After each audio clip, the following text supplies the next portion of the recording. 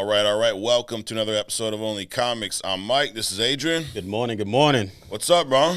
Another lovely day in what are we still in fall or is winter? Is this I guess it depends winter? on the day. Right. Today would count as winter, though. Yeah, it's chilly, but it's beautiful outside. Yep. Beautiful New England day, so I'm good with it. Absolutely, dude. Now, is that a Flash hat? No, dude, it's not a Flash hat. This is. There we go. Shazam. There you go. I knew it wasn't, hat. but I just want to check, Man, you woke me up anyway. Yeah, I scrolled right past my Flash shirt again this morning, Adrian. Like, I can't do it. No, not that. Ever since that movie, dude. So my wife has orders to bury my shirt so deep that I haven't found the guts to like destroy it yet. Yeah. But it's getting there. Okay. You move it away for so long, it disappears, and then eventually just throw it away. Dude, we could do like when we get to a certain subscriber account, we can destroy it live on air. There you go. We'll bring it in.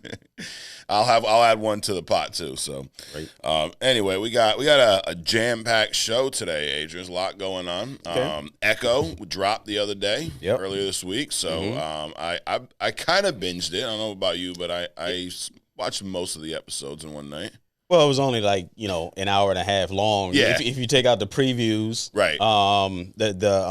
In the trailers, Yep. I mean they're only like 25 minutes apiece. So Now, I will say, I know that Kevin Feige is watching the show now. Because exactly. if you remember, Adrian, when we first started doing the show, I would talk a lot about the Disney Plus shows and how they're not shows, how they're movies. Yep. Right? They're long movies that are broken up into shows for some odd reason. Right. And they should drop them all at once.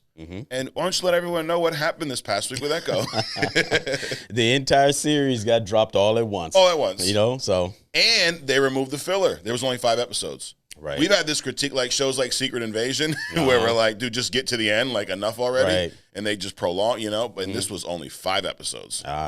So, well, I'm not going to jump into Echo now because we'll wrap up with our little deep dive there. But news and rumors is something we like to discuss here on Only Comics. So I got a few things that we're going to talk about. Number one, actually, Adrian, pertains to Echo. So, according to Rotten Tomatoes, they're another movie critic type website or something. Sure. Similar to us, not as good, but they've been around longer. That's all. Right. Now, they, so far, have given Echo a 67% on Rotten Tomatoes. Now, we're going to give our scores later, but let's just, do you think that's fair? Do you think they're on point? Do you think, or are you going higher or lower? We are giving our scores later. Yep. So, to be continued. Okay. I'm going to say that I think Rotten Tomatoes has gotten it wrong. That's what I'll say. I won't give mine exact, but I think they've gotten it wrong. I don't think it was a 67. But if it is a 67, I believe that makes it the second worst MCU show after Secret Invasion. Okay. Now, Secret Invasion's score was a 53. Wow. That, I think, is a little high. I agree. I agree.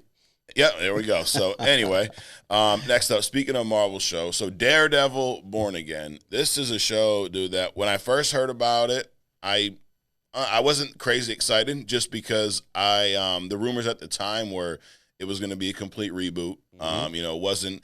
Now, Charlie Cox was still going to play Matt Murdock, but they were supposed to be a complete reboot.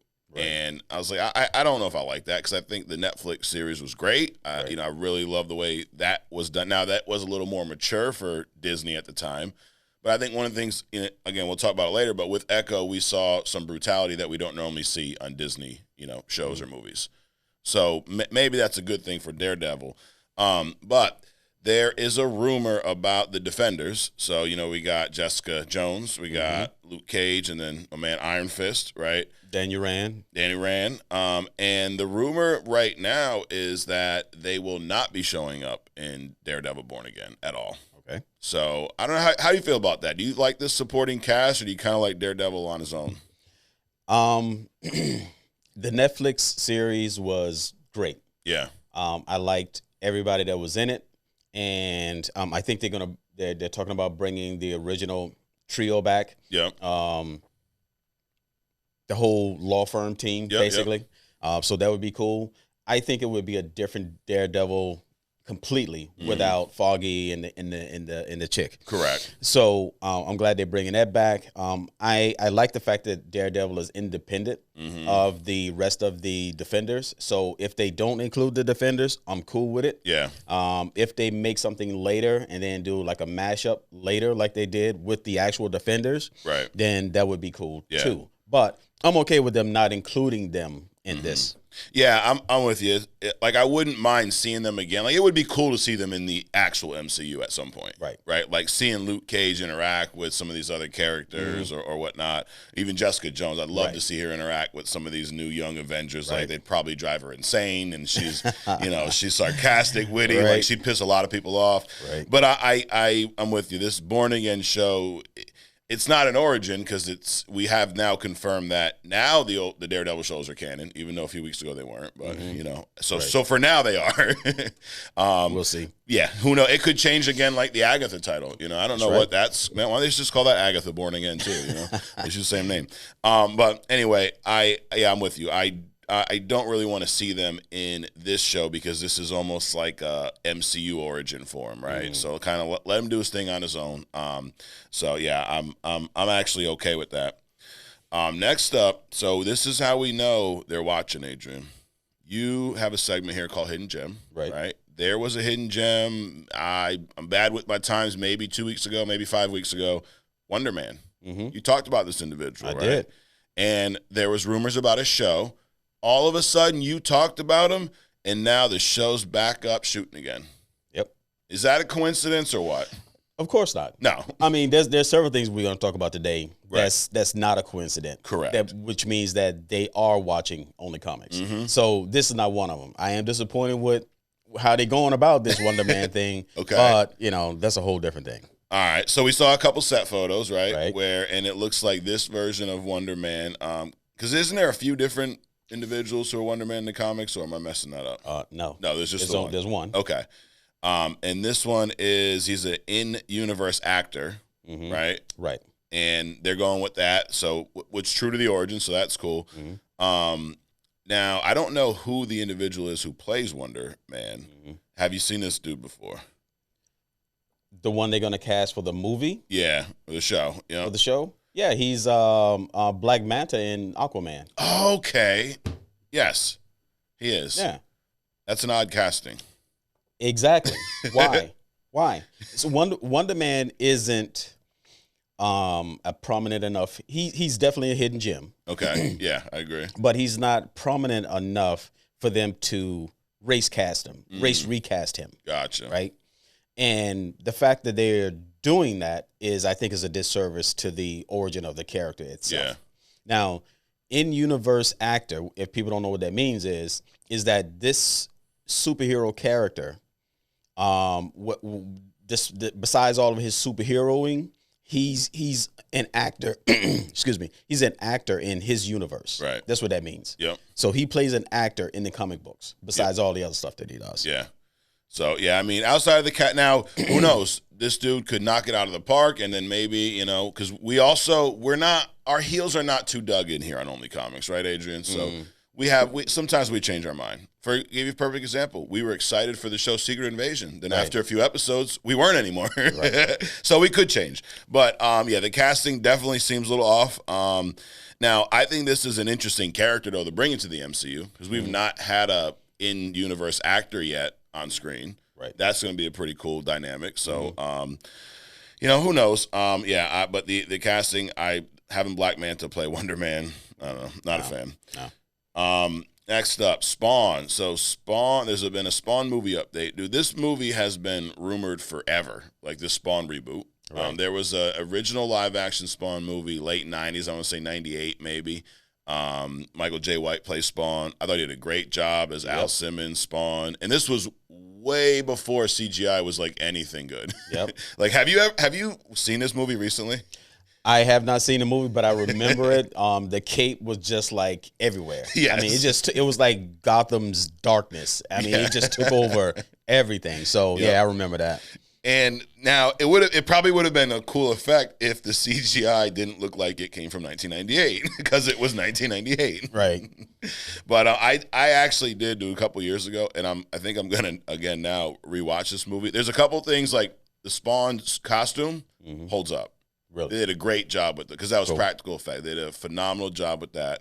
The CGI cape is really goofy. There are some really cool shots in it, and the story I thought was pretty cool. It was a darker movie. So the rumor is that for a while the rumor's been there's a reboot in the works. The script was done. Todd McFarlane wrote the script. He was going to direct it. And then the latest rumor was that Blumhouse, the studio behind a lot of these horror movies, they were going to produce the movie.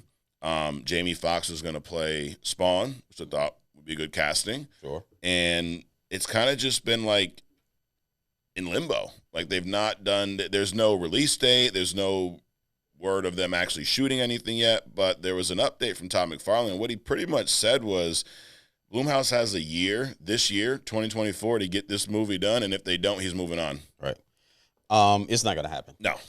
Todd, just move on, baby. Right. I mean, for whatever reason, you probably pissed off somebody along the way because Spawn is a good character. Yes. I mean, you got Tom Cruise popping off, not Superman, but his all of his superhero-esque, feats, super spy movies like every other year and stuff, and you can't get this one character out in almost 30 years now. Right. So I know you want to get it off before you roll over, but it's Blumhouse is not going to do it. No, they're not going to do it.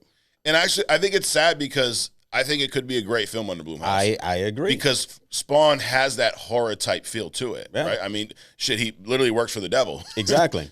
I mean, imagine a zombie Batman kind of a deal. I mean, this dude, he's dark. Yep. He's got these powers. He prowls around. He does all this stuff. I mean, it would make an amazing character. Yeah.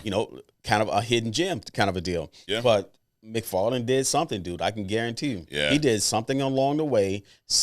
Everybody don't like him because he can't get anybody to make this movie. Right. So you got a comic book character, and you need to go to a horror house to try to get it made. Something's going on. It's maybe a crazy theory, but maybe Marvel and DC are blackballing them. Maybe they're afraid. Could be. I mean, listen, I've seen this in other industries. Oh yeah, new kid on the block come along, another company. Hey, we don't want them to succeed, so exactly. they got the good old boys club, right? Maybe DC calls up some of these houses. I don't know. That's a possible. It's a conspiracy theory, if you will. There you go. But to your point, it is very strange that a character because this character was very popular in the 90s, right? And it was not a DC or Marvel character. Todd McFarlane put it out himself. And Todd McFarlane's, this is a talented dude. I don't think he gets enough credit. Right. You think about some of his artwork, like him drawing Spiderman, great. He's written a lot of great comics, right. and he's done a lot on his own. And he created Spawn on his own. Right. It's sad that we've not seen some of these. Freaking The Flash, Blue Beetle, some of these characters we've seen put to screen. Right. We got Spawn sitting over there in the corner, right. Hello, I'm here. Exactly. Thor, Love, and Thunder. Yeah. Come on, man. Yeah, I would have taken a Spawn cameo over those screaming goats. So yeah, I'm with you, dude, Todd, bro. Blumhouse, they're not. Yeah. It's not you, it's them, bro. Just move on. Exactly. But what he said was basically that if they don't get it done this year, he's got a couple other options. He's going to do an independent distributor, or he's like, I may just do it myself. He already wrote it, and he's going to direct it. So why didn't you do it before by yourself? We probably want to use their money, versus his own. So anyway. There's a saying that if I won't pay for me, I think actually Cat Williams said this with his interview with Shannon. With Shannon. Yep. He's like, the question was, why are you paying your own money to fund these shows? And he's like, if I'm not willing to pay for me to show up, then that's not going to give anybody else confidence to pay me to show up. Yeah. So Todd, you should have opened that purse a long time ago, baby. Yeah. Yep. Because I think the audience is here for it, dude. Right. I think I think it's a good time for a response, especially with Marvel now going in this kind of TV mature. Right. It's like if they're doing it, then it's even easier for you to step into that. Right. So let's hope that I kind of hope Blumhouse doesn't do it this year, and then he can just move elsewhere and get this movie done. You know what I think would get that movie made? So I think McFarlane just wants the movie done. Yeah. Give up the rights to pay. Don't get paid for the movie, right? The only thing that you want is the movie to be produced, and you get credits for it. Yeah. Leave the money off the table. If you do that, I think you have a better shot. Because if not, dude, you're gonna step out, and you'll never see it happen. Nope. So last piece of news, and you kind of alluded to this earlier, Adrian, about the Daredevil show. Yep. So in the past, recently, the rumor was that Foggy and Karen were not going to be in Daredevil. Right. Which is very strange because that'd be like you got Batman with no Alfred. Exactly. Right? Like, and not Alfred's dead, like he's just not in it for some reason. Exactly. He's hanging out with his family. Or Gordon. Yeah. Yeah, so. Gordon's just, man, he's not gonna be a cop this week, So now the new rumor is that that's not true. And that Deborah Ann Wool and Jeff Snyder are going to reprise their roles of Foggy and Karen from the Netflix series, which I think, if this rumor is true, I think it's phenomenal news. This is great because they both were amazing characters in that story. I agree. And also, the way they were going to – so this reboot, they were going to kill them off screen. Yeah. So if you're doing a reboot, why include Foggy and Karen in the first place? Exactly. Other than to piss the fans off. Right. You know what I'm saying? Yep. So, I'm glad that they're going to bring Foggy and Karen back, if that's the case. Yeah. Because like you said, I mean, it would be, that trifecta. Mm-hmm. You'd be missing those two legs and stuff. And I mean, I'm already concerned about a reboot of anything. Right. Why not just do a continuation? Yeah. Instead of a reboot. Which kind of sounds like where it's going now, right? Like, I think when they first announced it, they said reboot, but every piece of news, now this is also assuming these rumors are true, right? These are just rumors. But if all of these little rumors we've talked about recently are true, it sounds like it's more of just kind of a reset. It's not a reboot, which I hope that's where they go. Well, okay, I will accept that. A reset being that it's now Disney and not Netflix. Correct. Everything else continues the way that it was. I mean, Marvel isn't doing too good these days. No. They need to listen to us, number one. Yeah. And then, but definitely the fans, right? And stop messing up these shows. Yeah, absolutely. So yeah, no, I'm with this if this is true. So well, there you have it for the news. We like to wrap up news and rumors with a little thing we call thumbs up or down here on Only Comics. So I'm just gonna briefly recap these, and we're gonna let you know if hey, thumbs up, we think this is a good piece of news, good rumor, or thumbs down, we don't. We had someone ask one time, can you guys do thumbs in the middle? No, we can't. We have to make a decision, right, AJ? Right, that's it. So, number one, Echo, 67% on Rotten Tomatoes. I'm giving that a thumbs down. Are you giving the Rotten Tomatoes score a thumbs down? Yep. Or the fact that Echo a thumbs down? No, I'm giving the score a thumbs down. You're giving the score a thumbs down. Yep. I disagree. All right, so you're going thumbs up. Yep. All right. Number two, Daredevil cast returning for Born Again. I'm sorry. I'm messing them up here. Yeah, no, that's right. Daredevil, Karen Page, and Foggy Nelson returning for Born Again. I'm giving that a thumbs up. Thumbs up. First look at Wonderman. I am giving that. I'm actually going to give that a thumbs up because I like I like where it's going outside of the casting. I'm gonna give it a thumbs up only because they watched Only Comics and they're bringing back a hidden gem that we suggested. Absolutely. But everything else is pending. I don't like the casting. Yeah. That makes zero sense to me. He's not relevant enough to do this recasting of a character. So thumbs down. Gotcha. Spawn movie update. The fact that Todd McFarlane says the Blumhouse shit or get off the pot pretty much. Make the movie this year or I'm moving elsewhere. I'm giving this a thumbs up because it means that if he moves away from Blumhouse, we may finally get the movie. Thumbs up that, he's still trying. He's trying to promote his baby, and I agree with that. That shit or get off the pot thing, I don't think he's got the power to force them to do something. When you say shit or get off the pot, that means you have leverage. Obviously, he does not. Right. But you know what? It's January. McFarlane, just open your purse, make the movie. Let's all be happy about it. There you go. So you're going thumbs up or thumbs up? Thumbs up. Thumbs up. Last one. More Daredevil rumors. The Defenders will not be showing up in Born Again. I'm giving that a thumbs up. Thumbs up. Well, there you have it. Another week of news and rumors here on Only Comics. And hey, if you want more information about Wonderman, you know what you could do is you could check out Adrian's Hidden Gem on our YouTube page. There's also a Hidden Gem playlist if you like that one. So check that out. Let us know what you think about Adrian's breakdown of Wonderman, and also then you will realize as a viewer that we aren't bullshitting and Kevin Feige is watching the show. He's probably paying someone to watch the show. I doubt he's actually watching it. You know, right. Maybe it's Tom Cruise. And if he's paying somebody, it's plausible deniability, right? Absolutely. Yeah, it's definitely there's nothing to do with it. So speaking of Hidden Gem, Adrian, it's time for your Hidden Gem. And you got a good one this week. This is one that I recognize the name. I know who the character is, but I don't know a whole lot about him, but I'm interested because I always thought he was a really cool sideline character growing up. So what do we got going on in Hidden Gem this week? All right, Hidden Gem this week. No fanfare. This is a person that kind of pulled out. So X-Men was one of my favorite comics. And the X-Men were like the gateway drug for all the other Marvel characters for me when I was growing up. In other words, they introduced me to a bunch of other different characters, individual characters, groups like Alpha Flight, monsters, beasts, aliens. X-Men were all over the place. So that's why I'm hoping that they'll do something with the X-Men like they did with the Avengers, right? So this character bubbled up. We always talk about superheroes, supervillains, people with superpowers, maniacal, all these other kind of things, aliens, beasts. We did a Hidden Gem on Gotham City itself. Yep. So this is about a regular guy. But he's important, which is why he's a hidden gem. This is Christopher Summers, and Chris is the father of what we know as Havoc, Cyclops, and Vulcan. But Chris has had a pretty rough life. I mean, tragic, right? So basically, he's flying around. He's a pilot. He's flying around with his family, his wife Catherine, his son, his then two sons, Scott and Alex, right?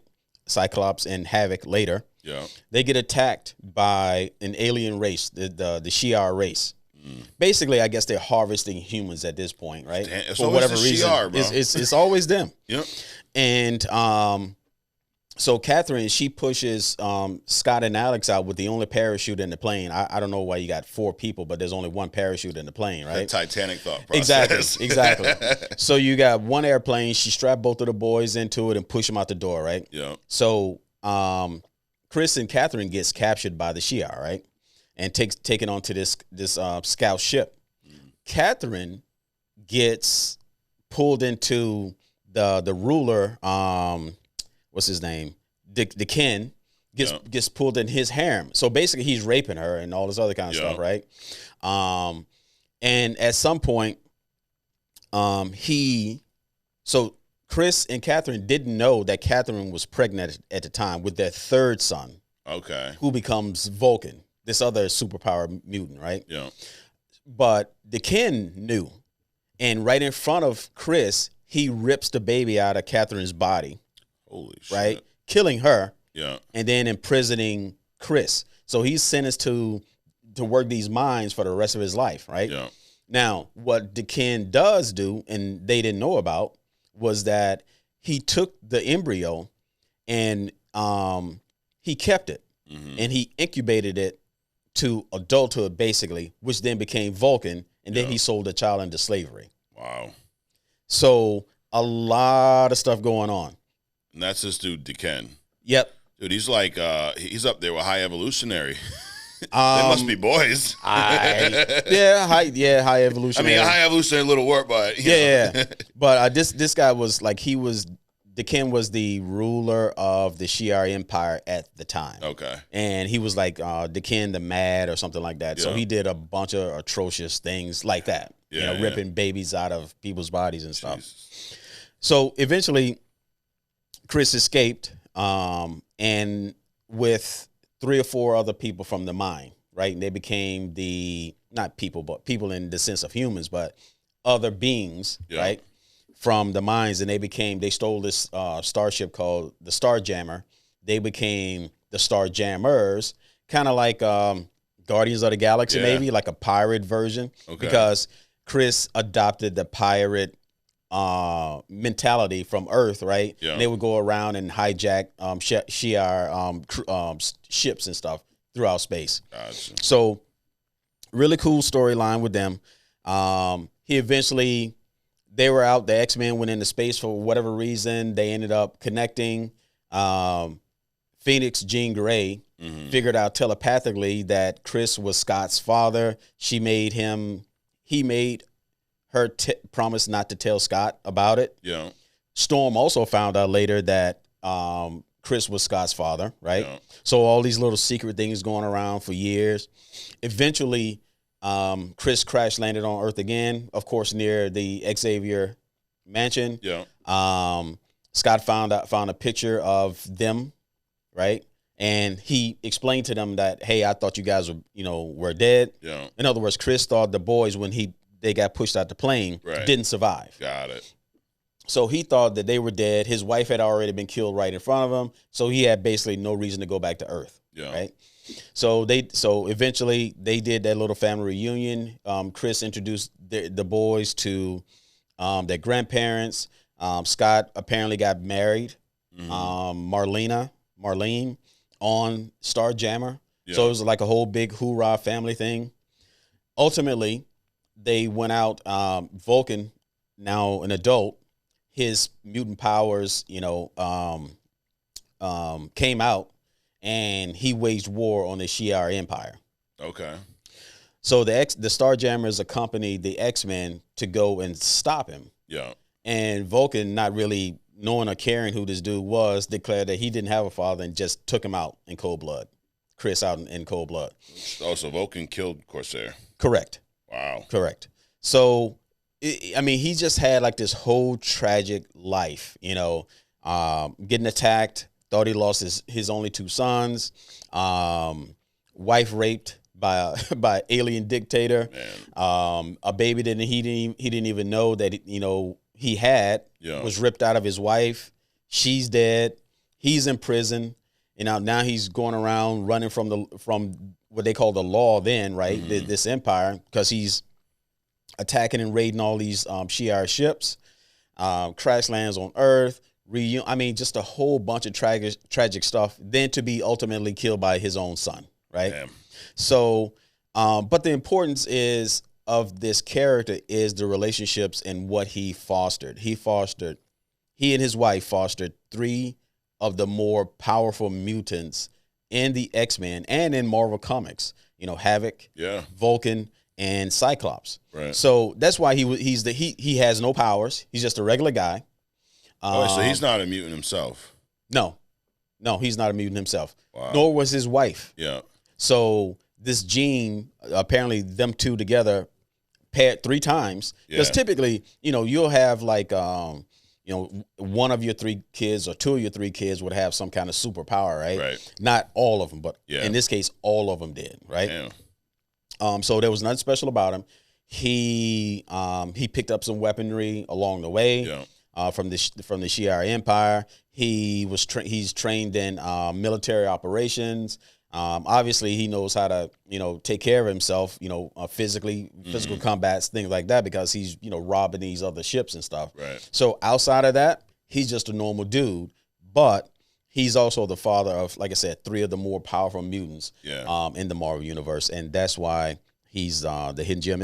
And that's why sometimes we also like Sonya, the operative, the MI5 or MI4 operative from London. Yep. I like to bring out these non-powered characters, right? Because they play an essential role too. Right. Just like Gordon, just like Alfred. Yeah. These people play important roles in comic books as well as the superpower ones. Mm-hmm. So Christopher Summers, this week's hidden gem. Nice. That's awesome, dude. Yeah, I've always liked Corsair. Yeah. He's reminded me, like, he gives me Han Solo vibes. Yep. Obviously with being a space pirate, sure. Pretty much. And I forgot that he wasn't a mutant though. Yeah. But he has no powers. He shoots. He has his little blaster, just like just like Han Solo.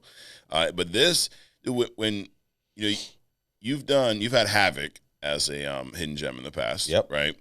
And when I hear about Corsair, Cyclops, this whole story, you could start this new X-Men phase in the MCU, and Cyclops could be the cornerstone with all of these stories. Right. You could start on Earth and eventually lead to meeting Corsair. You could do exactly what they did with the Avengers, where they started pretty grounded, and then eventually they meet the Guardians, right? And now we're all over the cosmos. You could do the same thing with Cyclops as your cornerstone, start grounded, and then learn all this stuff later. And I think they could write some amazing stories from just this content they have. Absolutely. There. So you know what's going to happen next, right? Yep. Watch the news. What Corsair series for Disney Plus coming in 2028.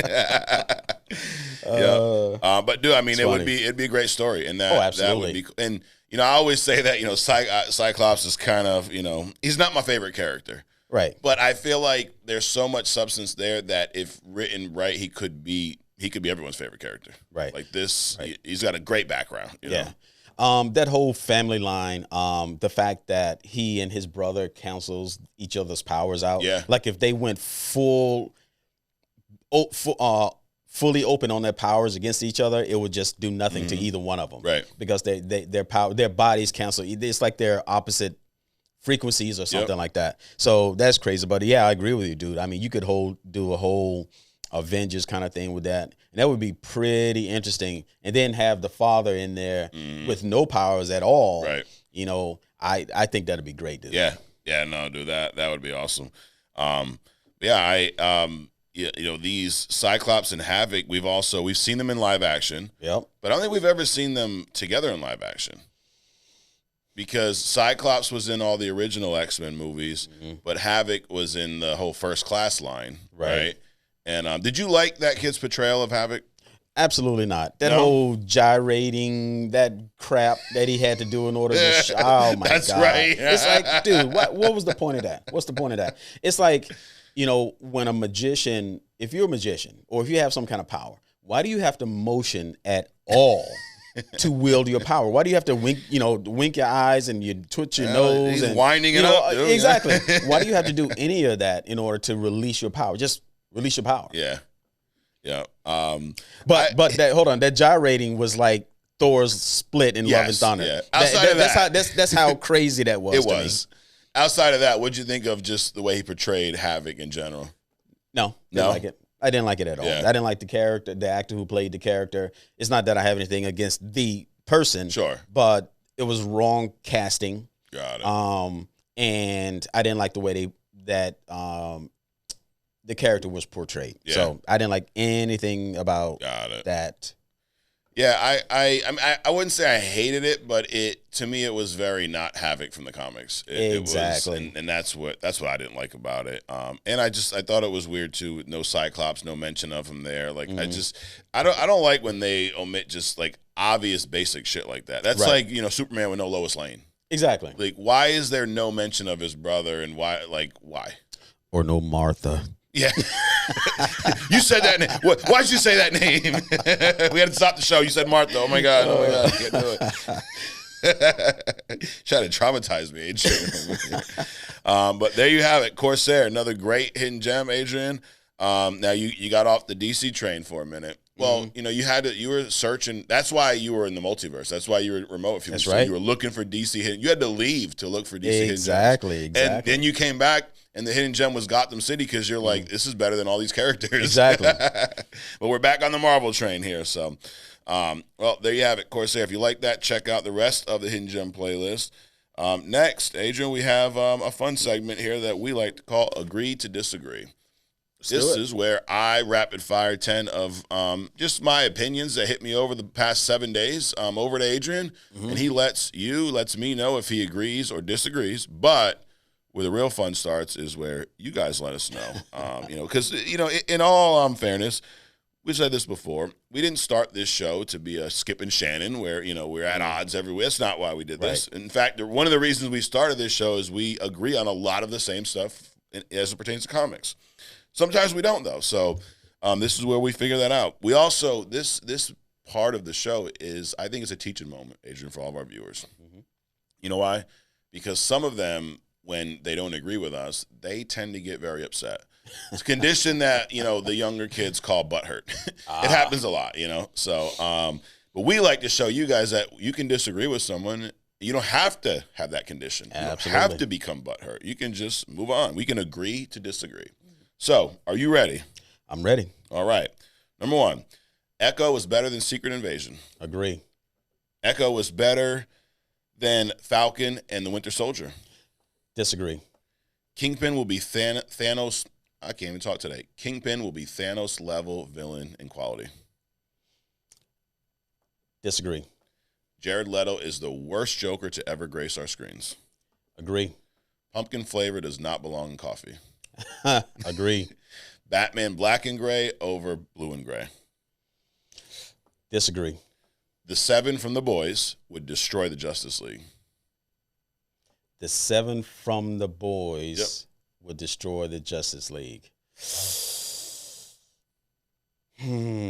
Well, since they are the Justice League, I would say agree. Okay. The best X-Men movie to date is Days of Future Past. I'm going to go null on that only because I can't recall all the details of that Okay. movie. So disagree. And it is time for another live-action Spawn movie. Agree. It's also time to take down the Christmas decorations. I agree, but I'm also cool if you don't. All right. Well, there you have it. Agree to disagree. So, what did you not agree on? So you did not agree that Echo. Well, actually, I don't want to spoil Echo, but you did not agree that it was better than Falcon Winter Soldier. That's interesting. There we will get into it.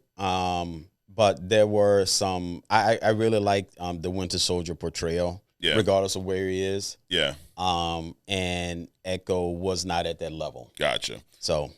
And then what was the other one you said? You did agree Jared Leto was the worst Joker, right? Correct. Kingpin will be Thanos level villain. No. You don't believe that? I don't believe that. Okay. And I think that was it, right? Oh, and then the X-Men one. You weren't sure. Right. What would be your favorite off the top of the X-Men movies? They got progressively bad because you got to understand, like I said earlier with the Corsair thing. Yeah. The X-Men introduced me to so many other characters and groups. So to me, Tony Stark, Reed Richards were my male characters in the comics, but the X-Men was the equivalent of those two to me. Got it. Okay. So they meant more to me than most other characters, right? You. So when you start going off script with the characters and start just doing weird stuff, I'm invested in some of these comics, like emotionally, time, money, things like that. So when I see you start doing weird stuff with the comics or the characters, just because you have, developmental freedom or whatever, it is kind of upsetting and disappointing. Got it. Right? So I would say the first one, even though that wasn't that good, only because it was the first one on screen. Gotcha. And to me, everything after that was just mid. Yeah. So I would go with the first one. Okay. I would say my second favorite would have would probably be the second one, X2. I love that movie. I think that's also a highlight of these. But I agree with you from the standpoint of I love the X-Men growing up, and X-Men animated series was one of my favorite shows as a kid. Right. And actually, I didn't mention this during the Hidden Gem, but there's a really good Corsair storyline in that show. Yep. With Landra and the whole deal when they go into space. Phoenix. I mean, they're the best Dark Phoenix portrayal or Phoenix story in general has been in the animated series. The movies haven't even come close to what they did in the series. They can't. They can't. No. They don't know how to portray that level of power. Right. Phoenix, Galactus. They're doing a piss poor job with Superman. Right. So they can't portray that level of power. So of course they're gonna fail on it. Yeah. But I would say most of the X-Men movies were mid. Yeah. I would. And it was cool to your point because that was those were the first movies, right? Like, I know we had Superman in the 70s and the Batman and shit like that, but for Marvel to get their shot on screen, that was the first time. Right. And it was a very different take, very dark. Like I hate the black suits. Mm-hmm. Yeah. I hate that. Like, just put comic accurate suits. Now that, that's one of the things I love about the MCU. Mm. They don't care, dude. Red, blue, green, they throw the shit on the screen. Whatever. Sometimes a little much, but. Right. I don't understand how the characters have a say in changing the origin of of the characters. Yeah. So it's like the chick that played Phoenix, the redhead chick from Game of Thrones. Oh, Sophie Turner. Right. I don't like this. The things. Then don't play. Right. The character. Or Jennifer Lawrence with Mystique. Right. I don't want to be in the makeup. Okay, so now you'll just be a regular person all the time just cause. Right. So it's like. We grew up with X-Men with the yellow suits. Yep. Right. Put them on screen. That's how we remember them. You're gonna re-engineer these people because the actors don't want to do. Guess what? Find new actors. Yep. Or Storm's from Africa, and instead we have Halle Berry playing her. Right. Like, come on. Yeah. So. Anyway, well, there you have it. For Agree to Disagree, you let us know. Where do you fall? Do you agree with me? Agree with Adrian? Neither one of us. What do you think? Sound off in the comments. And if you've not yet, you should have done this already. Hit the subscribe button. Why are you still watching here if you've not subscribed yet? Next up, King of the Comic Movies. Final round, Adrian. Here we are. After several weeks, we're boiling it down to the King of the Comic Movies. Now, like a lot of things here on Only Comics, the rules are a little loose, right? Little. And now we're not saying this is the greatest comic book movie of all time because our tournament, I mean, it was flawed. Mm-hmm. I had movies on here twice. There's some movies that some would maybe not consider comic book movies, right? Like with The Matrix in there. But there's been comics about The Matrix, so I guess it would, what came first, chicken or the egg? It's not for me to determine.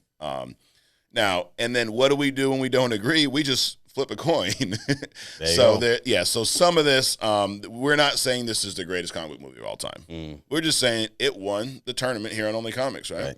So, on the left side of the bracket here, Captain America: Civil War made it all the way through, dude. So this movie, we let's see, who did it face in the first round? It was up against the Suicide Squad, which no shocker, it wiped that clean, right? Then it went up against X-Men First Class. Flew right past that one. Then it went up against Batman vs. Robin, the animated movie, which is a great movie, but it's no Civil War, right? Then it went up against X2. Okay. Again, another really good movie, but not Civil War level. And then last week, it went up against the original Avengers movie. Okay. That was a close battle, right? That one, I'd have been okay with that one, maybe going either way, but Civil War just really built upon that. And then on the other side, we have Across the Spiderverse. This movie in the first week went up against Blade, one of your personal favorites. Yep. And then next week it went up against Batman Mask of Phantasm.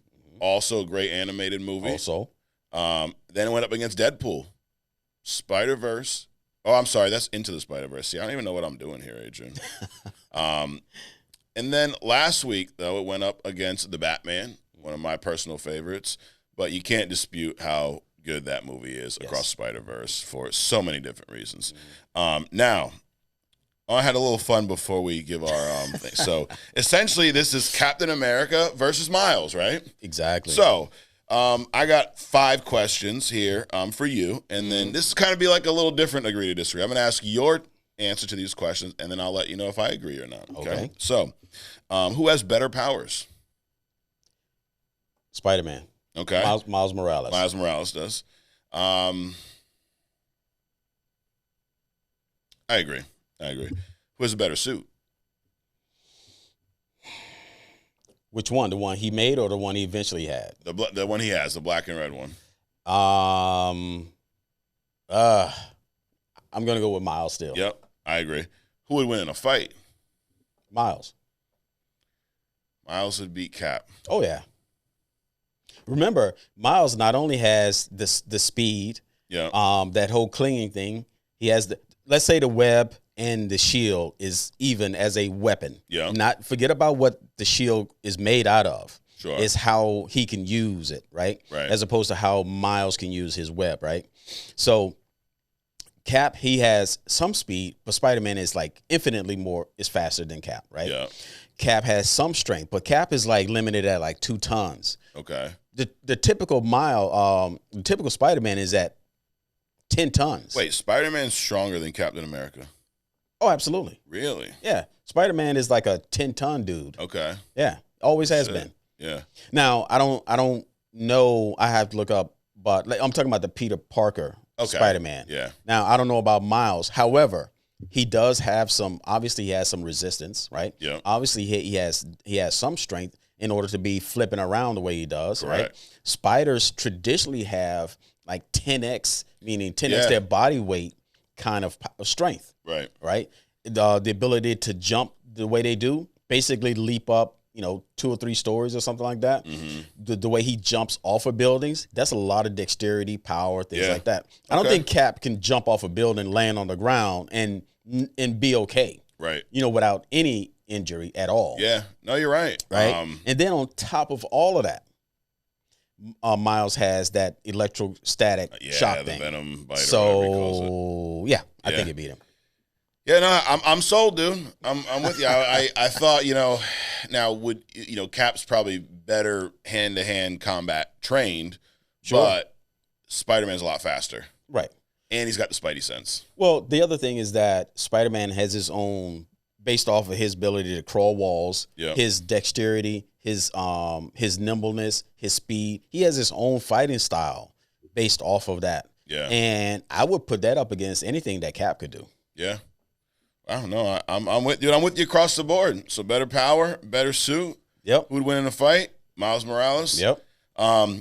Better movie soundtrack across Spiderverse as well. Across the Spiderverse. I don't know if you've listened to it, dude. That is a great soundtrack. No, I have not listened. Better than a lot of people's albums. Yeah. I mean, Metro Boomin. I mean, it's up there with like the Phil Collins. In the Air Tonight. Yes. Or no, what was that soundtrack he did? Tarzan. Like, why'd he go so hard on the Tarzan sound? Dude, Metro Boomin did the same thing for Across Spiderverse, dude. Now, last question. Sure. Better movie. This is better comic movie. Mm-hmm. Captain America Civil War or Spider-Man Into the Spiderverse?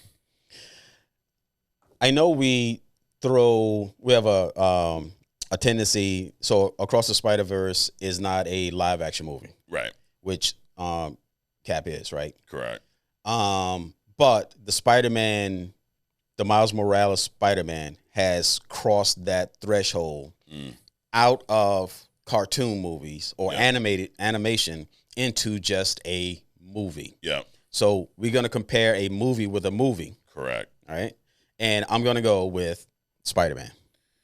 Yeah, I can't debate that. I also agree. And I kind of, even last week when I first saw this matchup, and I love Civil War. That's one of my favorite MCU movies, period. Right? Like, I mean, for several reasons. I mean, we've talked about it enough. If you want to, go back to the last couple of weeks, we talked about that ad nauseum. Right. But Across the Spy, I agree for those reasons. And it just, you're right.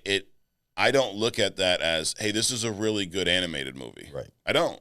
I just go, this is an amazing movie, period. Even, like, not just an amazing comic movie, it's just an amazing movie. Right. From all aspects. I mean, there's things that they've done in that, like, dude, I've done a couple times over the past few weeks was go back to that scene where he breaks out of the Spider Society. Right. Where, Miguel is basically telling him you can't leave because your dad has to die for it to be a canon, yada, yada, yada. And then when he breaks out and he's like, I'm tired of everyone telling me what to do. And dude, that is a phenomenal scene. Absolutely. And the other power over Cap is the invisibility thing. I forgot about that one. Right. Because that's how he snuck back into that place so they can jump into that thing. Correct. Yeah, his whole, you don't have a plan. And he had a plan, dude. He pulled every Spider-Man away from that base. And then at the last minute, because I was thinking the first time watching it, why is he not just going invisible? Like, they're all chasing him. But he wanted them to chase him. Right. And now he's probably making this plan up as he goes, which is Spider-Man, right, to the T. Right. But, yeah, that's a phenomenal scene. And I think it's like they took that leap of faith from the first movie. Remember that scene where he finally gets a hand of his powers, and then he jumps off that building. The glass breaks, and he's going down, but the camera, it's shot upside down to make it like he's rising. Yep. Dude, this scene, they literally took that scene and like 10x'd it in this movie. I mean, he's at the top of that train or whatever, and then he pops off, disappears. I mean, it's a badass moment. Yeah. I was kind of skeptical about the second movie because you know they usually poop screw movies, after the first one. It's like they can't make the second one good, but they just knocked this thing out the park. They did. Amazing. Yeah. Well, there you have it. The winner of the King of the Comics movie tournament here on Only Comics is Spider-Man Across the Spiderverse. If you haven't seen it by now, why are you even watching the show? I mean, honestly, but now, great movie, phenomenal. And that's one of the movies. Actually, next week, Adrian, I'm gonna give you a little spoiler for what I got in store for you next week. Okay. So next week, I figured since it's early January, beginning of the year, there's no comic movies that have come out yet. Right. So I figured why not discuss all the upcoming movies for 2024, and we'll let you know maybe on a scale from 1 to 5 how excited we are about that movie. All right. Some of them they're going to be 1s, I can promise you. I know one of them that will be a 5. I mean, Deadpool 3, that'd be up there as a 5, right? Sure. So I'll put together a list of everything that is rumored to drop in 24. We'll go through that next week, okay? But as of this week, the Across the Spiderverse. I get those two mixed up a lot. Yeah. But Across the Spiderverse, second movie of the trilogy, because there's a third one coming. Right. Unfortunately, that won't be in 24 though. We got to wait like another year. And dude, just the ending. I mean, the balls to end this movie that way. With Miles captured, his dad's about to die. This Miles that captured him is the Prowler in a different universe. Right. He's stuck. Everyone's like the balls to end a movie like that with, a few years. That's like Infinity War level of boldness, which I respect. So, all right. Next up, Echo, dude. So, alrighty. Yes. Let's start with our scores. Okay. Okay. Because I watched this show. I would say it did not live up to my expectations. Okay. It was not horrible. I won't say that. Well, first of all, before we give our score, did you enjoy the show? Enjoy is probably a strong word. Okay. I did not tolerate the show. Okay. In other words, I tolerated Secret Invasion. Yes. Because I kept expecting something different to happen, and it never did. So I tolerated to my disappointment. Got it. This show I didn't enjoy it, but it wasn't so bad that I'm like, when is this going to end? Okay. Kind of a deal. So that's. Gotcha. I would say I enjoyed parts of it. I feel like the first episode started off really strong. One of my ups is from that episode. I feel like it, even though it was short, it really didn't get going until Fisk showed back up. And I think that's part of my issue with it is like it felt more of a progression story for Wilson Fisk than it did for Echo, in my opinion, in a lot of ways. So I enjoyed it. I wasn't mad at that I watched it. I mean, I would probably be in no race to watch the whole thing again. But I would say it was okay. Yeah. I was glad that they made a show about Native Americans in any light. Absolutely. Because I mean, that race has been dwindled down to almost nothing. Right. So it was cool to see that. Yep. It was good to see the culture. That's always good. But I think they missed it didn't have that Miss Marvel kind of a culture, which I really enjoyed that portrayal. Right. This was like everything around the powwow, and it was kind of like it was like missing some things. Yeah. Right. And then that whole thing was overshadowed by the fact that this guy was going to light off a missile. Right. Shoot a missile into the crowd or something, whatever he's going to do. So I'm glad they finally got around to portraying something like that for the Native Americans. There's also a Native American hero that's associated with the X-Men, Shaman. Yep. Right. So maybe we'll see him at some point. Maybe also, one of your hidden gems, was it who was the guy? Not Sunspot, maybe. Sunspot he's Argentinian and black. So Argentinian. There was another one who was Warpath. No, you didn't do Warpath. I didn't do Warpath yet. Nope. I'm confused with some. I thought you did one that was Native American. No, we talked about it. Okay. But no. Gotcha. So it was good to see that. The first episode for me was kind of confusing. Yeah. Because there was a lot. Yeah. You know, the people come in and holding up the cave, and then now they're out and their skin is peeling off and blah, blah, blah, blah, blah. So it was a lot happening. I was kind of confused about what did it have to do with this character. Yep. And then it just got into, I'm glad they didn't linger on her, like her history. Mm-hmm. Like I said, the stuff that they showed in the previews about, you know, the alley Fist beating up the ice cream dude, that didn't show until the third one or something. Episode, So I'm just confused about all of this stuff. But it was cool that they explained her training, which was cool. Yep. You know, so basically you have a deaf, mute, one-legged. What is she? A hero or anti-hero or villain? I mean, at the time, I think she's just a villain, right? Up until the end, really, right? You know. So all of that stuff's happening. The Daredevil cameo, the Hawkeye cameo. Yep.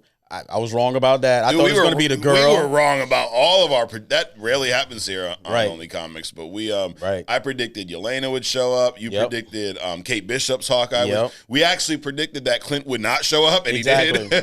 Yep. 60 years old. Yep. Yeah. So there was a lot going on. That the whole train scene. That a lot of that stuff mechanically did make sense. Yes. You know, the jumping, the fact that, you know, you got all these security guard and she's running around on top of it. I mean, you would hear somebody running around on metal, right? Her crawling underneath the bottom of a car. You know how much strength it takes in order to press yourself between two things? And she's not superpowered. Right? Yeah. Breaks in, do the bomb. That was cool. But the car scene, when she jumps off the train, dude, you're going like 60 miles an hour. You're 3 feet from the tunnel wall, and then you slam her. Even if you did that, you would have enough space, right? But they seem to forget that, or just didn't care that people think about that stuff, the mechanics of what it is that you're doing. Right? She jumps off the train, hits the windshield, but falls into the back. That wouldn't have happened, right? So mechanically, a lot of stuff that makes sense to me. And here, you know, this shit about that, all the stuff that you're naming, that's not necessary. That's filler to me. Right. Seeing her crawl on the butt, what does that do for us? And at the end she gets powers, and that's how she defeats, you know, Fist. It's almost like all that for what? Right. To blow up this thing just to show that she can climb? Like I feel like that's just filler nonsense to kind of stretch this out, where it probably could have just been a movie. Right. I mean, and what was her deal with Fizz? Oh, she found out that he killed her father. Whatever. So, and there was the other thing I was kind of confused about too. So Fisk got her when she was a young girl. He's Uncle Fisk to her, right? Yep. But he kills her father later on when she's after her training and all this other kind of stuff. So how did they get introduced when she was a little girl? Because he didn't just see her on the street and thought that this guy was being a dick to her. No, her dad was doing business with Fisk. Okay. Yeah, so the whole tracksuit mafia. Actually, you've not finished Hawkeye. No. And I've not seen it in a while, but they explain a little bit of that there. Okay. So that tracksuit mafia that's going around in Hawkeye ends up, we don't know when they're first introduced, but it ties back to Kingpin. And her dad was one of those. That's why he's wearing the maroon tracksuit when he's killed. Okay. So he's part of some mob tied in with Fisk, and then from there, Fisk stepped in, and because I believe that her mom was killed because of some shit that the dad was doing. Yeah. So when they moved to New York, and then Fisk kind of stepped in and, became some type of family member to this girl. Wow. Yeah. So this whole thing to get back at, daddy issues. Yeah. To get back at Fisk for whatever reason. Yeah. And her plan is to, take over Fisk's empire? Yeah. And then, she's a murderer from the kid, because he was like in the alley. He was like, "Don't be afraid," and then she comes and starts kicking the dude, right? So she's a bad seed from the very beginning.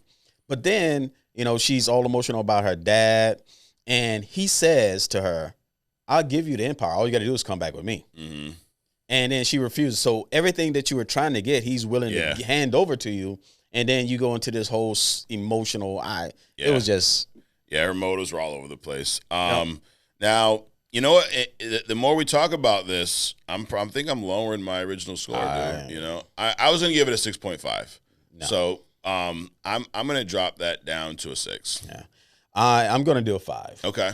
It was, like I said, like Secret Invasion. I don't know what my score was, but it was it kind of sickens me every time I think about it. Yeah. Right? But I'm gonna give this a 5. Yeah. Because, like I said. I didn't love it. I didn't hate it. I didn't dislike it as much as I did Secret Invasion. Right. It was entertaining enough. I'm glad that they brought out something positive with the Native Americans. Although they spend more time, like you said, depicting Fisk than the Native American culture. Which I think they did kind of a so-so job on. And in the end, it was just weird. She had this power that she didn't know she had. Then all of a sudden, she gives it to the grandmother who had the power, right? But then also gives it to the cousin who didn't have the power.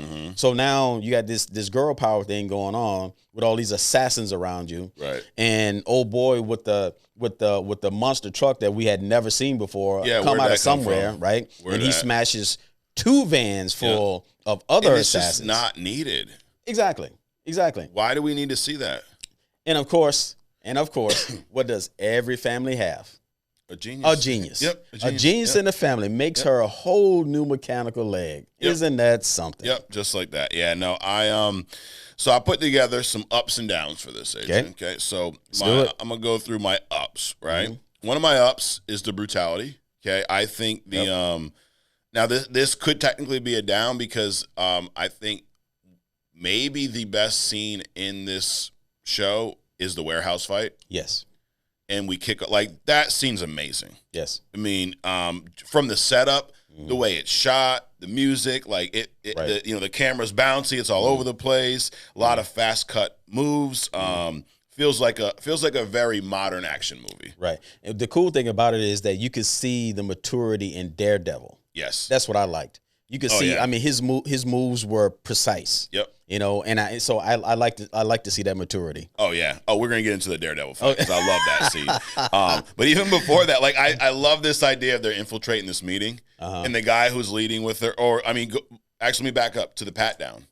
Right. The guy pats her down. He kind of feels her up, and she just fucking jacks him up. Right. That was awesome. Yep. And then I love when they're walking in and he's like, 2 more for the meeting. And the guy looks at me and goes like, no, it's cool, bro. They're expecting us. And then everything just fucking goes to shit. Next thing you know, 3 people are dead. The big dude jumps through the door. This is awesome, dude. And I mean, she's taking out people. This is it's like Batman in the warehouse, for Batman vs. Superman, even though he doesn't kill anyone. Yeah, but Maya does. Echo kills people. Oh, yeah. I mean, but dude, it was brutal. And then what I did like, man, and actually we had someone on YouTube a few weeks ago talk about this because he said his dad was deaf, right? And they loved seeing that portrayal. But I thought it was really cool that, all this action's going on. And then when she grabs the dude in the little guillotine, we kind of switch to what's going on in her head to where it's muted out, where you kind of hear some subtle, bass, low end frequencies or whatnot. And then, because we're getting to see what it's like from her perspective. Because all this shit's going on, but to her, it's silent. Which is another one of those mechanical things. It's if we fast forward to the skating rink, she's fighting all these dudes from all over the place. Right. She can't hear but she knows these people are all around her, and she can respond to it. How is she doing that? Yeah. So yeah, it's a little inconsistent. No, please explain to me how that could happen if you're deaf. Yeah. I don't understand it, and they just portrayed it weirdly. Yes. I did like this scene though, where I like at certain parts where the audio would go out. Like even in some of the scenes with her and Fisk, like when they're talking, it kind of brings the emotion to it. But then the Daredevil fight, that was awesome. Yes, he shows up and she holds her own with him. But I would say, did you get the vibe just from like his face that he was maybe holding back a little bit? Yeah. Because. Well, first of all, I think at one point he realized that she was a good fighter. Yes. And it was just sparring at that point. Right. And I also think that he just left because for two reasons. One, it was pointless. Yeah. He'd never seen her before, so he figured that if she was something of importance, he would see her again. Correct. So it wasn't worth him wasting his time because that's essentially what he would have been doing. Yeah. Because she was going toe to toe with him. Even Fisk, he gave her props later on and stuff. Yep. So he realized that I'm gonna spend a lot of time fighting this person that I may or may not be able to defeat. Right. So I'm just gonna bounce. Yeah. But I think he realized that this was gonna take a while. Right. And I mean, you mentioned the skating rink fight. That's it's got some goofiness in it. Right. It started off cool. The red, she turns the lights out, music starts blasting, she's running through everyone. But I would definitely put the warehouse fight over that. But, absolutely. But that, I mean, I think it's just really just those two scenes. I mean, there's also, from the brutality standpoint, the scene you were talking about with the ice cream parlor or with the ice cream dealer. Dude. He sees that he's obviously messing with the girl, or he's just being an ass to a little girl. Right. She's deaf. He probably doesn't know it, but still being an ass. And, dude, Fisk comes out and beats the living. Remember Bob Ross beat the devil out of the brush? Right. He beat the devil out of that guy in the alley. Yeah. So the brutality isn't up for me because, I mean, let's be honest, a lot of comic books are brutal. Absolutely. I mean, you're in your hidden gem. You talked about Corsair's wife having her, infant or her baby ripped out of her stomach and killed after she was raped. Right. Comics are brutal. Yep. So to see that was great. My other up, Adrian, would be the Kingpin Echo dynamic throughout this. Yes. I put in the family because he said that a few times. But Fisk is a savage. Right. As much as do I think he really cared about Maya? Yes. Absolutely. As much as someone like Fisk is going to care about someone, he still is going to manipulate you and take advantage of you. Exactly. You see that scene when they told each other they loved each other? Yeah. That was cool. Yes. To see that come out of him. So he was like, in matter of fact, he loved her so much. He's only told two people in his entire life how his father died. Right. He told his wife. His wife, yeah. And he told her. Yeah. And who I hope shows back up. I hope we get Vanessa Fisk, the same actress, in this next line. I agree. He also loved her so much that he was willing to allow her to end his life with the very tool that he ended his father's life with. Right. So that was some deep love. Yeah. And when she rejected him, he just went apeshit. Yeah. They have a very strong love-hate relationship. Yes. Which is it done very well. And then I thought it was cool. I like when he showed up at her house because we kind of think now we know he's not dead because he's showing up in other shit in the future, but they make it seem like she shoots him in the head and he's dead, right? Which is also from Hawkeye, right? But then when she gets back home and then he just shows up and that's where the episode ends, I believe. And then it carries into the next episode, but that was cool. And then that's when he kind of offered her, in her words, to be the queen pin, right? Right. But dude, that was I think that was like for me the most exciting part. Yeah. I hope that sign gadget that Fisk broke out that he commissioned. Yeah. He commissioned some accessories. Right. I hope that exists. Yeah. That would be too cool, dude. Dude, that's awesome. Even if it's not the contact lens, right. Even if it's eyeglasses, something that allows speech to AI generated hand signs, that would be freaking awesome, dude. Yeah, no, that was sick. So another up, you mentioned this, the Native American culture. Yep. I thought it was, Neither one of us is Native American, unless you are and you didn't tell me. Nope. Now I don't do the I have Indian in me. No, you're not one of those people. No. Now, where we live, we live right in the smack middle of two big Native American casinos. It's possible, but but what I was going to say is a lot of people around here say that. Exactly. But my dad worked at the casino for years, and so I've been around this culture growing up because they've been here for 20 some odd years now. I've been to powwows. You ever check out the powwows around here? I have not. No? I heard they're spectacular. They're awesome, dude. And I will say, from what I know, again, I'm not Native American. I've been around the culture a lot growing up. Here, the portrayal seemed very accurate from what I've seen. Okay. And the powwow at the end was, dude, I went to one last year, and, I mean, same type of music. It looked just like the powwow up at Foxwoods, to be honest. Riding on that positive, a positive for me is that they did not portray the negative part of what people typically portray. The stereotypes and shit like about that. Native Americans. So that was also a positive. Yeah, absolutely. It was done very, very, very, very nicely. Very respectfully. Very respectfully, absolutely. So that's another up for me. And the last up is the post-credit scene. Did you see this? I did. I mean, this is an up, but this is going to lead into one of my downs. The post-credit scene now, we know that Maya's not going to go with Fisk. She uses these powers that she just kind of conjures up from all these memories that aren't really explained, and she touches his head for like 40 seconds and he runs off. Right. Very strange ending. That was actually a Martha moment. When I saw that, what did you do to me? What did you do to me? And then he scurries off. I'm like, oh my God. I'm like, okay, Martha.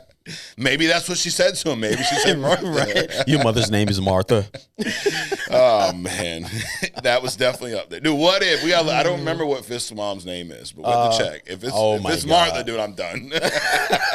I can't stomach two Martha moments. We've already got one. Right. But the post-credit scene where he's on his private plane and the news is going. They're talking about the mayor race, right? Assuming for New York, obviously, right? Yep. And they're saying that, people want a fighter. People want someone who's been through it. Like, they're literally describing Fisk. Exactly. And they said, it's not too late for this. It's almost at that point where it's getting late, but this candidate could still show up. Right. They need a brawler. Yeah, who is obviously my man Fisk. Yep. And I think this is awesome. I do know in the comics, Fisk does become mayor. Have you ever read any of that? It's some of the newer stuff. But that doesn't surprise me. Just like, who's the other, what's the DC version of Fisk? Luthor. Yeah. The white suit, bald-headed, he becomes president. Right. So I think this post-credit, this is great because this is going to lead into a lot of these rumors we've heard lately about the next Spider-Man movie being grounded, kind of being that Civil War-esque type of movie, but for the streets. Right.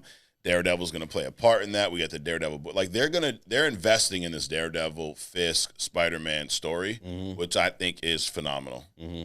Partly just because of how well the casting was. Now this can't be an up for Echo because my man Vinny D's been Kingpin forever, so it's not. But dude, he is probably one of the best casted characters ever in the MCU. Right. I mean, dude, he looks the part. I mean, he looks like Ben Affleck's Batman. It looks like they just took it right off the page of the comics and threw it on my screen. Okay. Especially when he's wearing the white suit and shit. Dude, that's fun. And I love the way it was shot where he's very, even though he's this big, overbearing character, he's shot as almost like he's in the shadows, right? Like, a lot of times you just see his feet. You just see his legs walking and they pan. But I'm excited for what this post-credit scene brings. And I'm just glad that finally we get a post-credit scene that is of some substance. Right. Because they give a shit a lot of times. Yeah. The only thing I would like for them to do with Vincent D is, because the original Kingpin, some of his background was I think he went to sumo. He was like a sumo wrestler, or he was trained as a sumo wrestler. He's a muscular dude. Right. Not a fat dude. Correct. So I wish they do some work on that. Yeah. Even if they do some padding underneath the white suit. But also, I think what'll probably happen is he will become mayor, right, of New York, and then who's his number one enemy?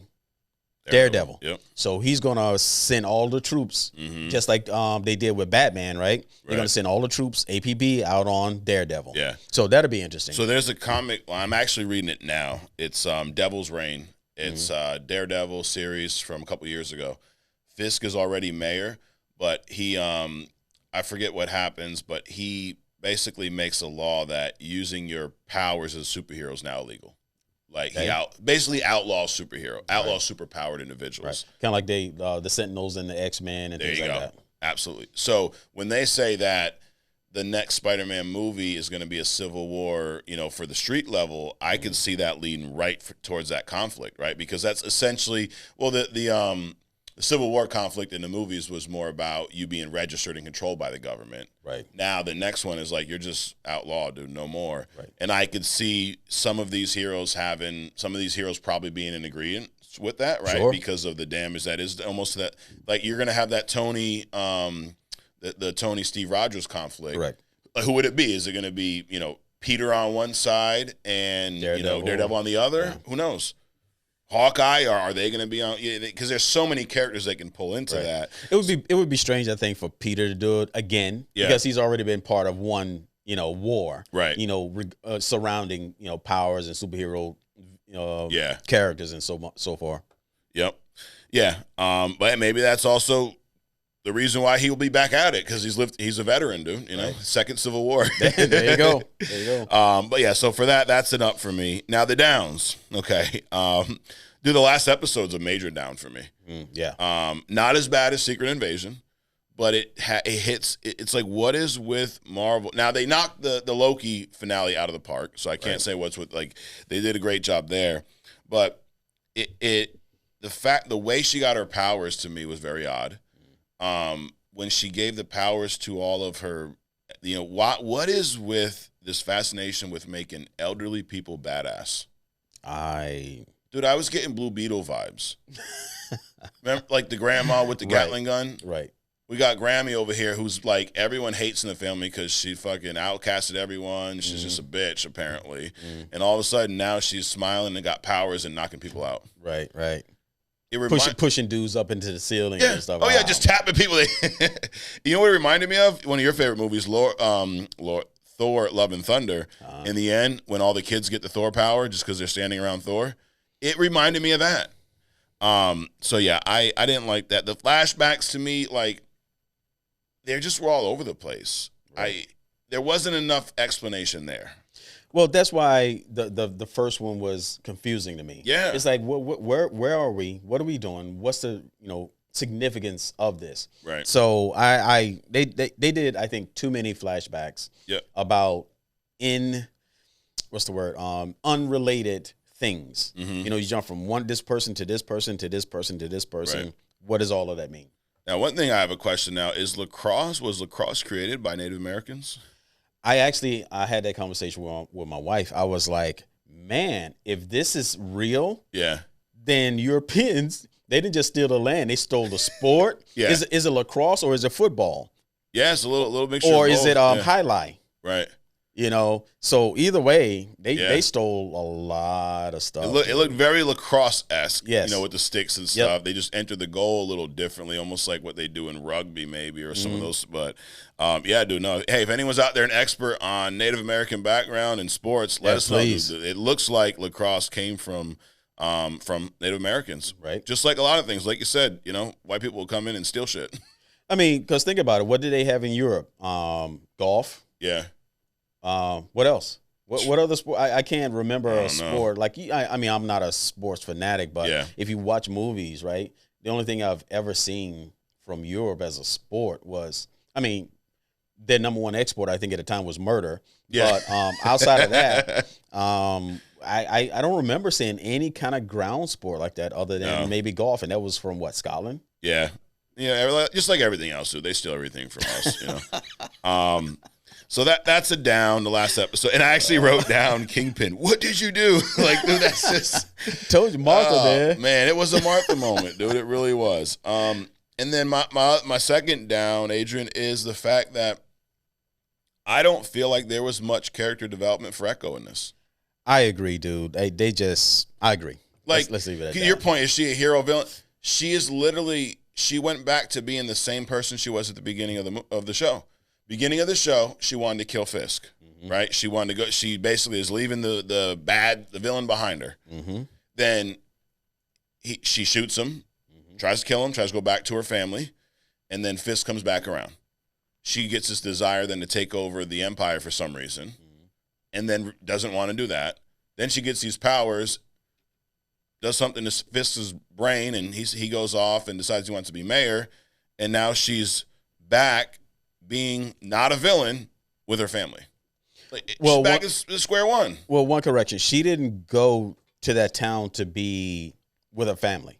Matter of fact, she didn't want her family to know that she was there. She went back to that town to hook up with her uncle, who was a villain. I mean, a bad guy. Yeah. She went back to that town because she wanted to attack Fisk. Yes. Right. So that was the whole reason that she was there. You're right. But then she got caught up in this other stuff that the cousin saw her. Correct. All this other kind of stuff. So I guess you could argue that's a little, like, you know, she had a little change of heart there. Now she wants to be with her family. But for me, there was more character development for Fisk than there was for Echo in this. And it's almost like, just make a Fisk show then. Yeah. You could have done the same show. You could have had all the same representation in it and make Fisk the main character. Right. If you're going to treat him, you gave him main character treatment in Echo show. Exactly. Just give him 30 more seconds of spotlight in the Echo show and just change it from Echo to Fisk. Yep. 4 letters.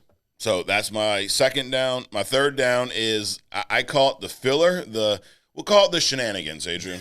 The stuff that, the whole, let's recreate the Fast and Furious scene when they're chasing the train to get someone to jump. Let's climb under the train and, all that shit. The monster truck, the Biscuits. Biscuits is in there just to have the monster truck. He's the George Lopez of this, just not as funny. Exactly. He's the one that spilled the beans over the radio trying to sell a stupid PlayStation that Maya is even in town, right? Correct. Yep. Yeah, so that stuff that I like to call shenanigans, that's my third down. Got it. So to recap here, 4 ups, 3 downs. Okay. Anything I'm missing that's a major down for you?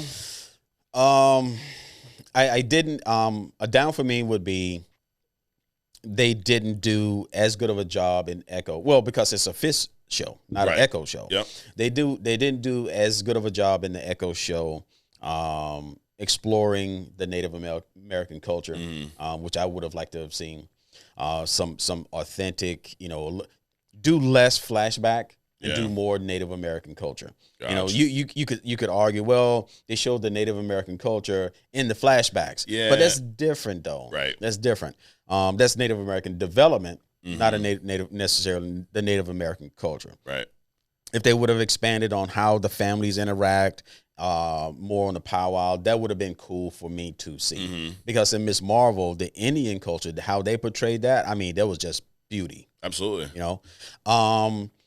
The mechanics of it, the whole leg thing, running through the train. Of course, she got her leg destroyed so that now we can show that the grandfather was a mechanical genius, right? Of course the leg got destroyed on that. The crawling underneath the train, the jumping over the train, the stopping of the car like 3 feet from the tunnel wall, which it should have slammed into. Just in the nick of time. So stuff like that.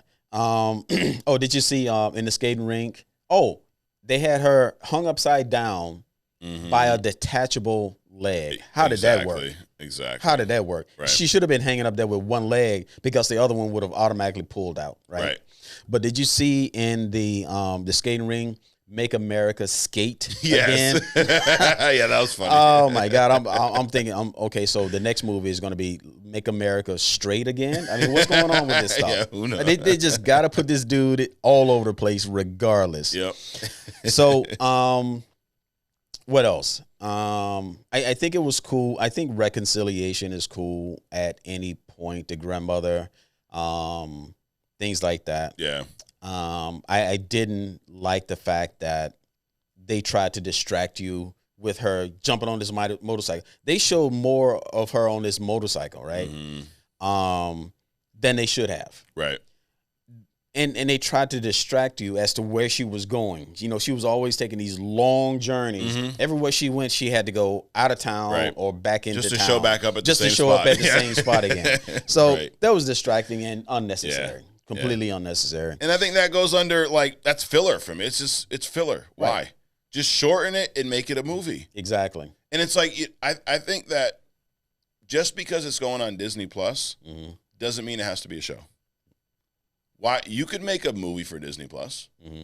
I mean, you do these one-offs. You do like the werewolf thing that was like 40 minutes long. You get the Guardians, Christmas thing that was a Why not do a 2-hour movie that's for Disney Plus only?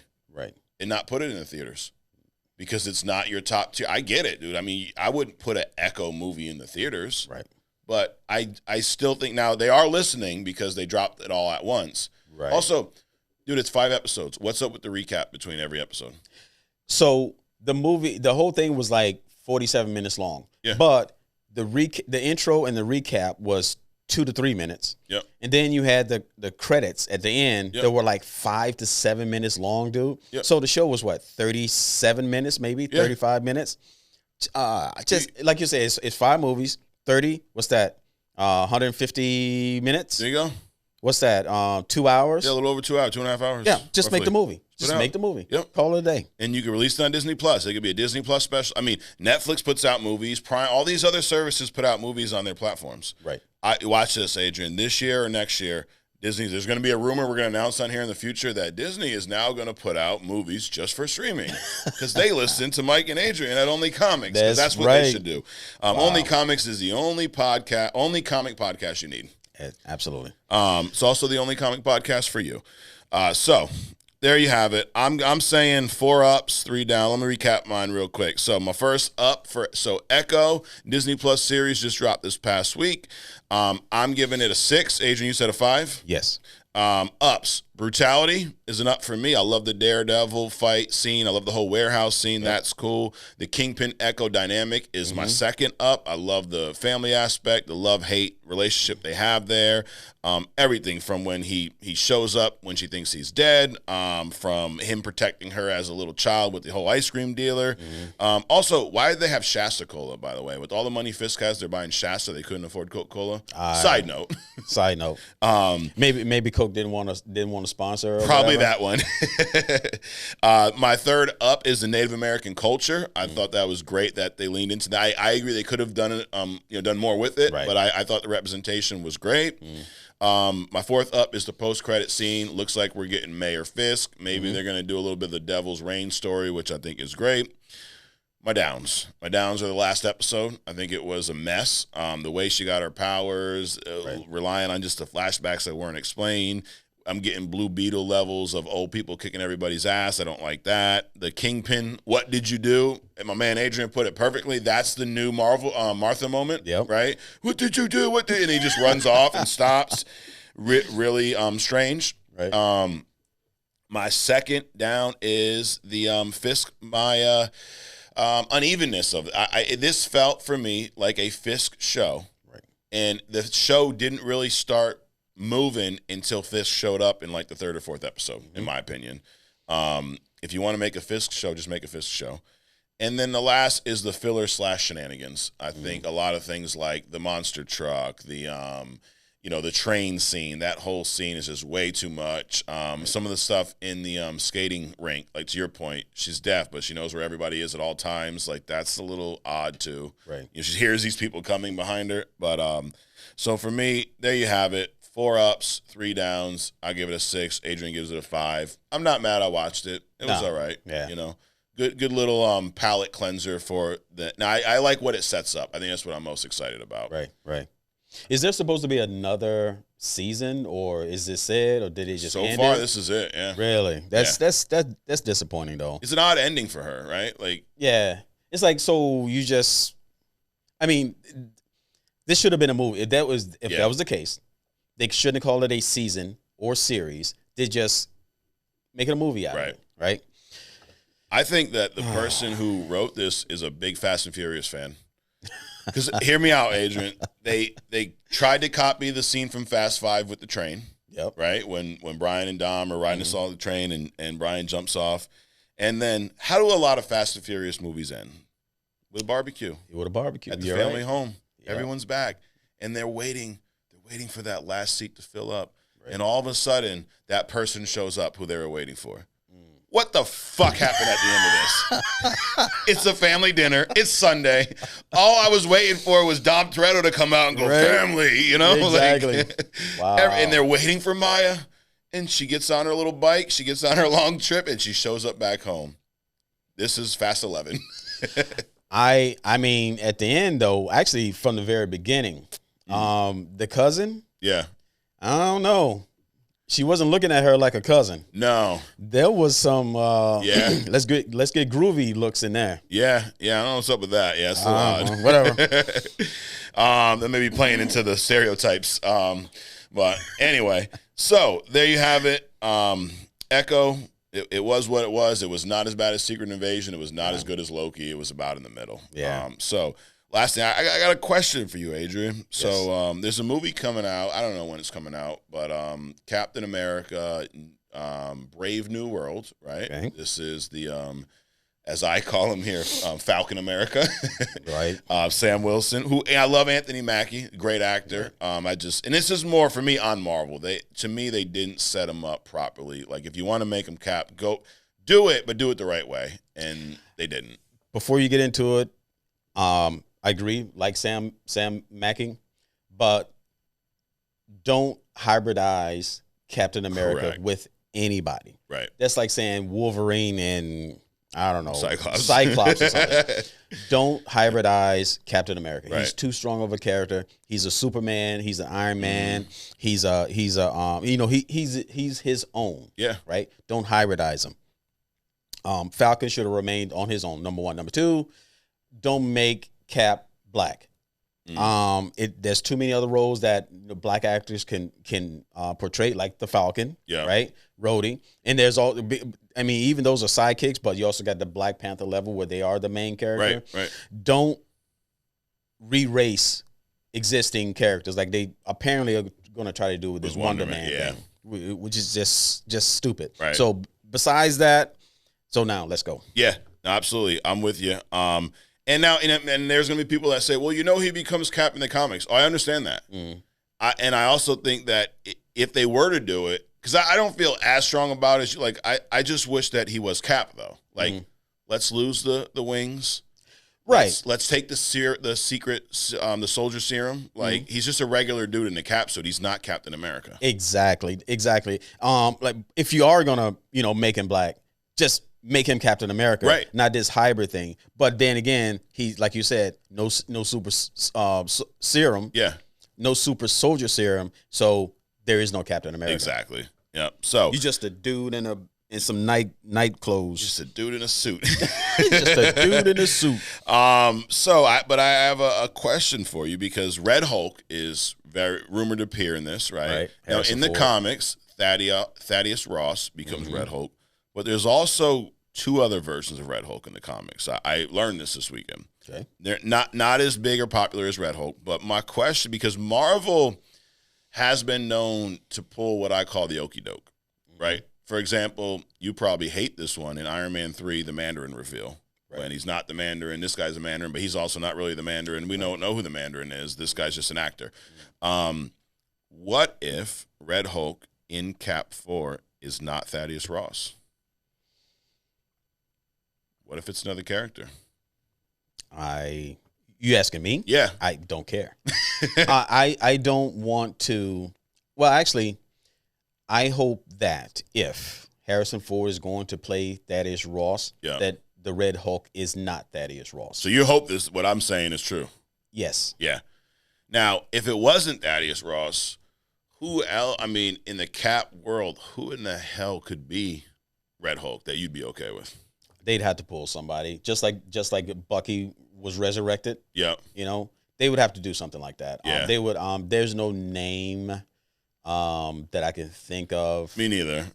That could play effectively the Red Hulk. That I would say, okay, this person can do it. Because what doesn't make sense for me is in the comics, the reason why Ross becomes Red Hulk is to become someone who could fight Hulk. essentially. Right. And now in MCU, Hulk is neutered. He's this hybrid version, smart Hulk, which absolutely it's not aged well. I mean, I don't like where that's at. Then you have She-Hulk. I mean, he's not going to fight She-Hulk, I don't think. Right. So why is he even becoming Red Hulk? I mean, I guess we'll learn a lot in this movie. But I was thinking about it over the week, like, what if it's not? Because I'm with you. I don't want to see Harrison Ford as Red Hulk. No. He's like 80. Yep.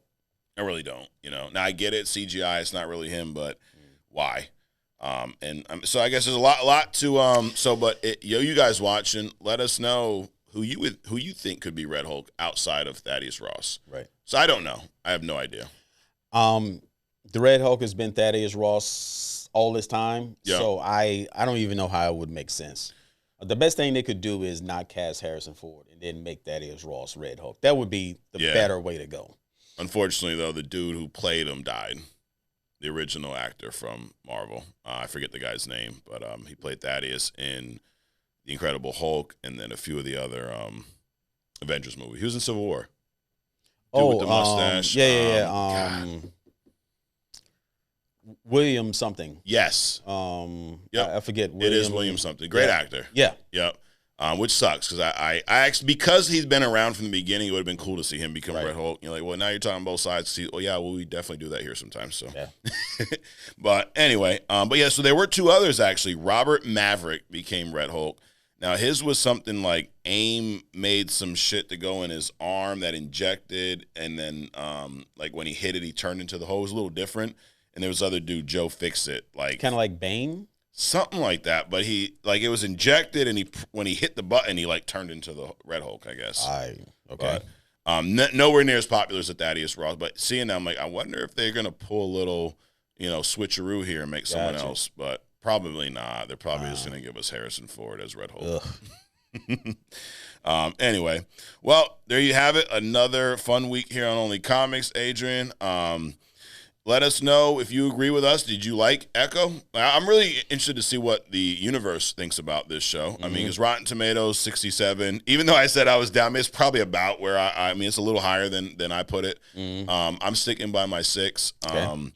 And so, it'd be interested to see where this goes. I do recommend, I just started, I recommend checking out that Devil's Reign run. It's drawn really well, but Fisk is mayor.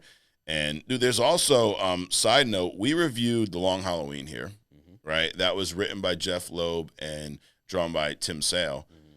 These two did a line of Daredevil comics as well. I didn't know that until recently. And, dude, the art style, it's not as dark as, actually, no, it's very Long Halloween-esque, but more modern.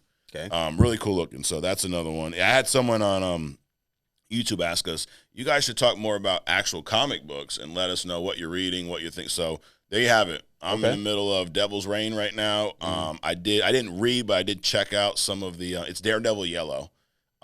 He's got the red and yellow suit, and it's really cool. It's Tim Sale, like his whole style. It's cool to just look at. But anyway, so guys, hit the subscribe button if you've not already. You know where to find us every week right here on YouTube. I can't if you've not subscribed yet, why are you still watching, right? Like, what the hell's wrong with you? But this is Only Comics, where we discuss comics and only comics and sometimes some other stuff, Adrian. Right. A little bit of other stuff. I appreciate you coming in. Yeah, no problem. Appreciate you guys watching, tuning in, all the comments, the likes, like I do, because you're the audience. We appreciate all the feedback, good or bad. We don't really care. Just let us know how you feel. Maybe you love us, maybe you hate us. But I know one thing, though. You won't be in the middle. Right. You're either going to love us or hate us. Yeah, that's true. Well, thanks again, dude. Yep, no and problem. guys, we'll see you next week right here on Only Comics.